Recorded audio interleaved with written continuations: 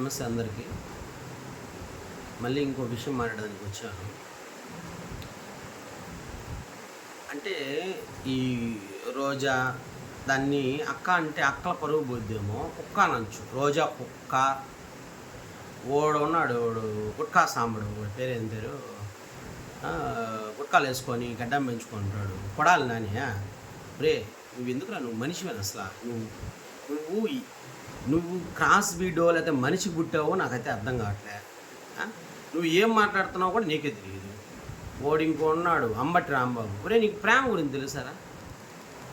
నీకు మనిషి, ప్రేమ, బంధము వీటి గురించి ఏమన్నా తెలుసు కొద్దిగైనా? మీరు మంత్రులు, ఆంధ్ర రాష్ట్రాన్ని కాపాడే మంత్రులు మీరా? మీకు మంత్రి పదవులు కావాలా? ఒక్కడికైనా బుద్ధి, జ్ఞానము ఇవేమన్నా ఉన్నాయా? నీ కూతుర్ని వాళ్ళ మొగుడు కాడి నుంచి తీసుకొచ్చేసావు. రేపు నీ పార్టీకి నువ్వేమి దేవుడు ఏం కాదయా? అంబటి రాంబాబా గడ్డం వేసుకొని నీకు ఈ వయసులో అమ్మాయిలు కావాలా? ఇంకొద్ది రోజులు పోతే మొత్తం అయిపోయిద్ది, సపడి పడిపోయిద్ది, పాటి మీదకి వెళ్ళిపోతావు. అప్పుడు నీ కూతురు వాళ్ళ పిల్లలు ఏమవ్వాలరా? నువ్వు కానీ, ఆ కొడాల నాని కానీ, ఈ రోజా కానీ ఒకరికి పుట్టుంటే మనుషులకి ఆ మనిషి బ్రెయిన్ అనేది వస్తుంది. మీకు బ్రెయిన్ లేకుండా పుట్టారంటే జంతువులకు పుట్టారేమో అనుకుంటున్నా నేను. ఓడొకడు గుడ్డు అమర్నాథ్, వాడికి ఐటీ శాఖ. ఒరే పోతి నా కొడకలారా,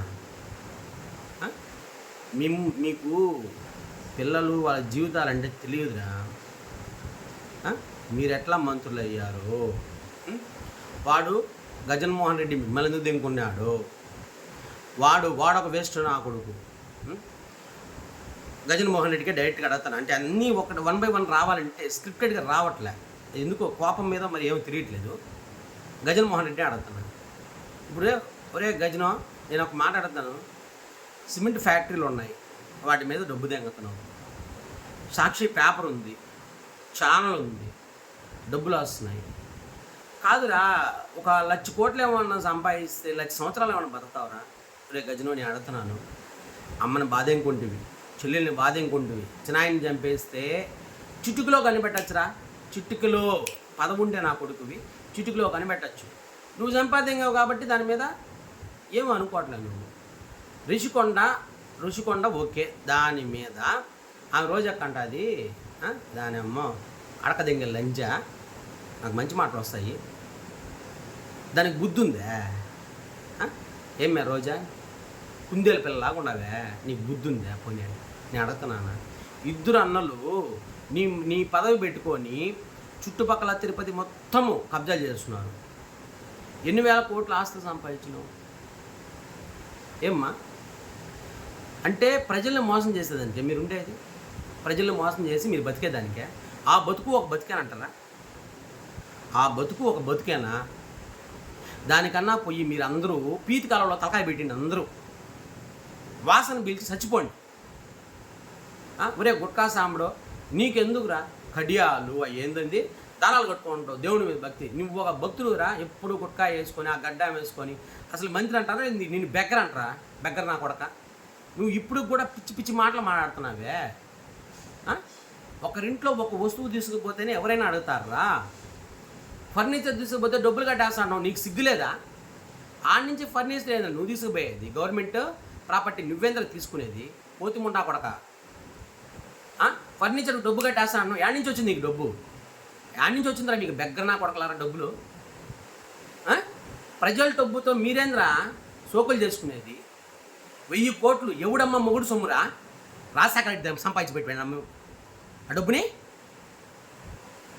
మీ వల్ల నిత్యావసర సరుకులు పెరిగిపోతున్నారా కోతి నా కొడకలారా? ట్యాక్సేషన్ పెరుగుతుందంటే ఎవడు కడుతున్నారా? నీ అమ్మ మొగుడు కడుతున్నాడా లేదా జగన్మోహన్ రెడ్డి కడుతున్నాడా?